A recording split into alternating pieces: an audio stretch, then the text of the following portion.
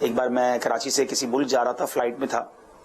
تو ایک کافی بڑے چینل ہے، ان کے اس زمانے میں جو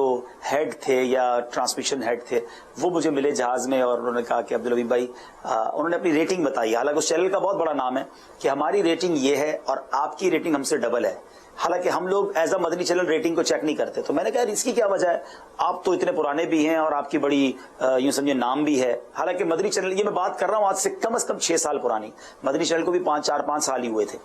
تو اس بندے نے ایک جملہ بڑا کمال کا کہا، کہتا ہے آپ کے پاس شخصیت وہ ہے کہ جب وہ ٹی وی پر آ کے بیٹھتے ہیں نا تو سارے لوگ چھوڑ کے پھر آپ کا ہی چینل دیکھتے ہیں اور ان کو دیکھ کے دعائیں کرنے لگتے ہیں۔ بزرگ خواتین بھی جو ہیں، بزرگ لوگ بھی ہیں، اگر ان کو سمجھ بھی نہ آ رہی ہو بات پھر بھی وہ ان کو دیکھ کر دعائیں کرتے ہیں۔ تو آپ کے پاس امیر اہل سنت ہیں۔ پھر دوسری انہوں نے ایک بات اور بتائی کہ ہم نے آپ لوگوں سے سیکھا ہے کہ لانگ ٹرانسمیشن کیسے کرنا چاہیے۔ اب ہم لوگوں نے شروع کی ہے، وہ ان کا کہنا یہ تھا کہ ہم لمبی لمبی ٹرانسمیشن کرتے ہیں، آپ لوگ رمضان میں 12-12 15-15 20-20 گھنٹے بعض اوقات لائیو جاتے ہیں۔ تو اللہ کی رحمت سے مدنی چینل نے بہت سارے ٹرینڈ سیٹ کیے ہیں، بہت سارے لوگوں نے سیکھا ہے مدنی چینل سے، یہ اللہ کی شان ہے۔ حالانکہ ہم جونیئر ہیں بہت سارے چینل سے، لیکن الحمدللہ آج جس طرح دنیا میں محبتوں کے ساتھ مدنی چینل دیکھا جاتا ہے، نوٹ اونلی ان پاکستان، ہم یو کے جب جاتے ہیں، یو کے کی جب ریٹنگز کی بات ہوتی ہے تو one of the top religious channel اللہ کی رحمت سے مدنی چینل ہے۔ ویسٹرن ورلڈ میں دیکھا جاتا ہے، بنگلہ چینل، ایسا کوئی ایک اسلامک چینل ماشاءاللہ جو مدنی چینل آ رہا ہے آپ کے سامنے، اللہ مدنی چینل کے لیے کوششیں کرنے والوں کو، سپورٹ کرنے والوں کو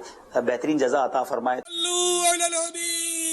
اللہ تعالی علی محمد۔ مجھے اپنی اور ساری دنیا کے لوگوں کی اصلاح کی کوشش کرنی ہے انشاءاللہ۔